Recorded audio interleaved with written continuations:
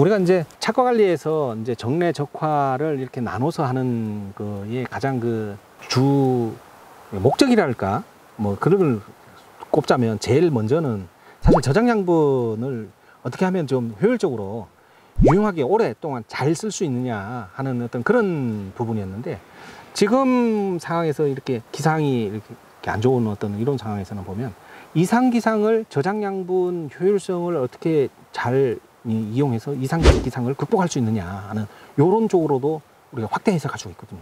그래서 저장 양분을 이용하는 어떤 그런 측면에서 정례 적과를 좀 이렇게 생각을 좀 하시면 좋을 것 같고요. 우리가 착과 관리에서 관리에 따라서 이제 복숭아 품질이 이제 많이 이제 달라지는데, 특히 이제 저장 양분을 적절히 이용하고 집중시켜서 이렇게 관리한 그 복숭아와 그렇지 않은 복숭아는 확연히 다르잖아요, 그죠? 이 과원을 이렇게 보시면 아시겠지만 정례 안 하고 꽃을 전부 다 이렇게 달았다고 치면 꽃은 보기가 굉장히 좋지만, 그죠? 엄청 꽃은 보기가 좋지만 이 꽃이 지고 난 다음에 그 열매의 크기는 확연히 또 다르고, 그죠?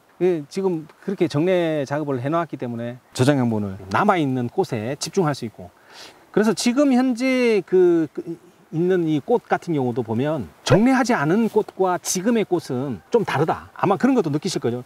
이렇게 정례를 해놓으면 개화 시기도 그렇게 길지 않을걸요. 그죠?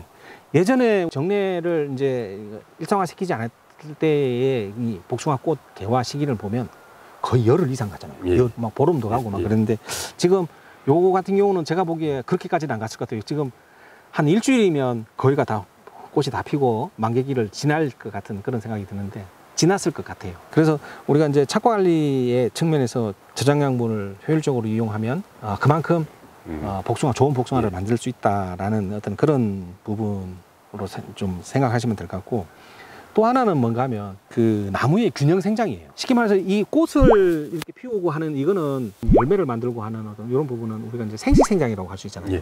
근데 이제 이런 새로운 신초가 이렇게 나오는 거는 보면 요거는 이제 우리가 영양 생장이라고 하잖아요. 복숭아를 수확하는 입장에서는 보면 좋은 복숭아만 이렇게 눈에 보이지만, 그 쉽게 말해서 영양 생장의 산물인 복숭아만 보이고 생식 생장의 산물, 생식 생장의 비중을 우리가 이제 높게 이렇게 인식할 수밖에 없는데, 근데 사실은 그거의 밑바탕은 사실은 영양 생장입니다. 지금 이거 보시는 것처럼 저도 이제 깜짝 놀랐는데, 지금 이파리 나는 게 보면 정례한 밭의 이파리와 정례하지 않은 밭의 이파리가 나는 게 다르잖아요, 그죠? 맞습니다. 이게 지금 훨씬 더 이파리가 이거는 뭔가 하면 어떤 면에서 보면 영양 생장을 우리가 인위적으로 이렇게 좀 조장한 측면이 있잖아요, 그죠? 꽃을 땀으로써. 그러니까 생식 생장의 어떤 그런 그 발현수를 좀 감하고 영양 생장의 발현수를 좀 높인 거예요. 이거는 굉장히 중요합니다. 왜냐하면 우리 복숭아 같은 경우는 기본적으로 개장을 하고 있잖아요. 개장성이잖아요. 수영 자체가. 이 개장성이라는 말은 기본적으로 영양 생장보다는 생식 생장의 비중을 좀 더 뒀다. 더 둔 수영이다, 이렇게 보시면 돼요. 그래서 그거를 좀 이제 극복하기 위해서 우리가 영양 생장과 생식 생장의 바런스를 좀 맞추기 위해서 정례 적과 이런 착과 관리, 이게 지금 이루어지고 있다, 이렇게도 이제 이해를 하시면 될 것 같아요.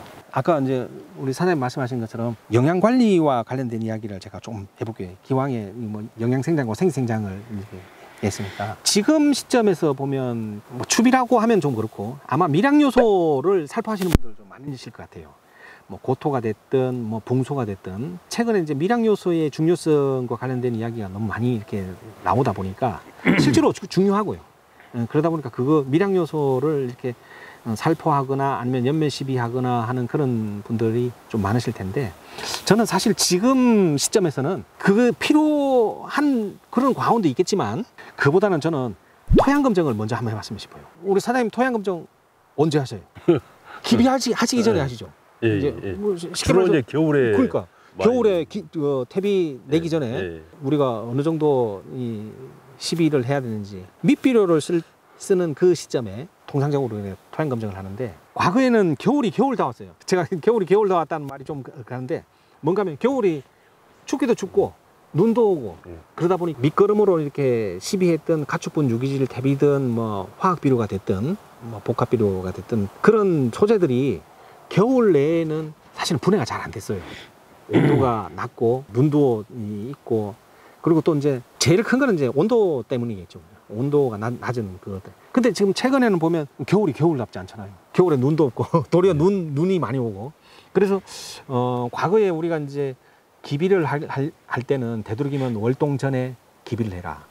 월동 후에 하면 그게 이제 분해되고 유효도가 발휘될 때까지 시간이 너무 오래 걸린다. 이렇게 했는데 지금 그게 사실 과연 맞을까 하는 그런 의심을 가질 수밖에 없어요. 왜냐하면 겨울 자체가 워낙 따뜻하다 보니까. 그래서 그때 이제 우리가 이제 시비해놨던 그 밑거름이 지금쯤 어떻게 됐는지 궁금하지 않으세요? 그리고 저 같은 경우는 이제 그 주로 그 유기질 퇴비를 11월 말 정도에 이렇게 기계 살포를 하거든요. 그래서 이제 그걸 11월 달에 하고 이제 지금 3월에 붕소를 좀 뿌립니다. 붕소를 살짝 좀 뿌리고 그다음에 이제 내일 비가 온다 해서 입상 황상토를 좀 뿌렸는데 어쩔지 모르겠습니다. 예, 아니 뭐 그게 우리 복숭아 나무에 필요 없는 성분들은 아니고 다 필요한 성분들입니다. 근데 이제 그게 과연 이제 필요한 양만큼 우리가 줬느냐, 필요한 양만큼 우리가 공급했느냐 하는 어떤 그런 부분은 또 다른 문제다 보니까 그런 거를 어떤 기준점을 잡기 위해서 지난 가을에 그런 그 11월 달에 퇴비하시기 전에 토양 검증했던 그 성적표, 그리고 또 이제 그 10일 하시고 난 다음에 월동하고 난 다음 지금 시점에 특히 이제 개화가 이루어지는 지금 시점에 우리 과원의 영양 환경을 한번 체크해보는 토양 검증은 상당히 중요하다. 오늘 꼭 해보겠습니다. 그래서 지금 시점 뭐 아직도 안 늦었습니다. 지금 이 방송을 보시는 다른 농가분들 역시도 4월달 안에만 토양 검증을 한번 이렇게 해보시는 게 좋을 것 같아요. 토양 검증 관련해 가지고 우리가 지금 이 시점에서 우리가 토양 검증에서 얻은 그 데이터 값이잖아요. 우리 과원의 영양 상태는 사실 지금 출발점이라고 보시면 돼요. 이 출발점의 그 모습이 어떤지 그거를 이제 파악함으로써 우리가 복숭아 재배하는 전반적인 어떤 그런 거에서 훨씬 더 유리한 그런 면이 있거든요. 실제로 지금 지금 상태에서도 꽃이 피고 이파리가 이렇게 나는 어떤 요 에너지가 이 우리 땅에 있는 영양분 가지고 하는 거 같죠? 예, 저장 양분. 네, 땅에 있는 양분이 아니고 이 수채 내에 있는 양분. 수채 내에 있는 양분 가지고 이게 전부 다 이거죠. 그래서 실제로 이 땅에 있는 영양분은 얘가 지금 아직까지 100% 흡수를 못 하고 있어요. 100%가 아니라 50%도 못 하고 있을걸요, 아직은. 근데 이제 지금 얘네들이 하는 일 중에 이렇게 우리가 눈에 보이는 이런 꽃을 피우고 잎을 내는 어떤 이런 모습도 보이지만 우리가 눈에 안 보이는 모습도 얘네들은 하고 있어요. 그게 뭔가 하면 뿌리예요, 뿌리. 새 뿌리를 지금 내리고 있거든요. 특히 기상은 지금 뭐 1도, 2도 막 이렇게 최저 온도 그렇게까지 떨어지지만 지온은 벌써 지금 거의 10도선 최저 지온이 10도선 지금 거의 왔거든요. 그래서 우리가 이제 통상적으로 10도 이상이 되면, 지온이 10도 이상이 되면 뿌리 활력, 새 뿌리에 내리는 그게 훨씬 더 이제 활발해지고 많이 이루어지는데, 그것 또한 이제 저장 양분에 의해서 이루어지는 거예요. 우리가 이제 물 주고 비료 주고 한 그걸로 해서 이 새 뿌리가 이렇게 쫙 이렇게 나는 것처럼 그렇게 생각되지만 사실은 그게 아니거든요. 얘 저장 양분에 의해서. 그러면 이 저장 양분은 사실 지난 가을에 다 저장해 놓은 거잖아요. 그래서 우리가 이제 통상적으로 계속 이야기가 올해 과일은 작년 가을에 이미 다 결정돼 있다라고 이야기하는 부분이 그 부분이. 그래서 지금 우리가 이제 이런 토양 검증을 해놓으면 그러면 그건 뭔 의미가 있냐 이렇게 생각할 수도 있잖아요. 그거는 뭔가 하면 얘네들이 계속해서 이 저장 양분으로만 쓰는 게 아니라 5월 한 중하순쯤 되면 5월 한 25일 전후로쯤 되면 양분 전환기라고 하잖아요. 우리가 그때는 동화 양분으로, 저장 양분이 아니라 동화 양분으로 이렇게 양분이 전환이 되는데, 그 시점에서 그 시점을 우리가 예측할 수가 있어요. 지금 질소가 많다, 아니면 뭐 칼슘이 많다, 마그네슘이 많다, 기타 뭐 여러 가지 양분을 우리가 이제 파악할 수 있잖아요.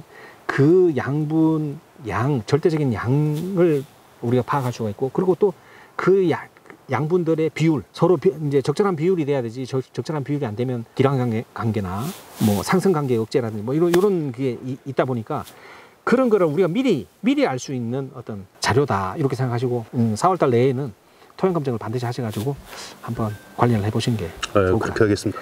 요 밭도 이따가 한번 토양 예, 지시 예, 한번 해보시고 예. 다음에 와서는 제가 그 토양 검증 그와 관련된 이야기로 예, 예. 말씀을 좀 드리도록 하겠습니다. 오늘 하도록 하겠습니다.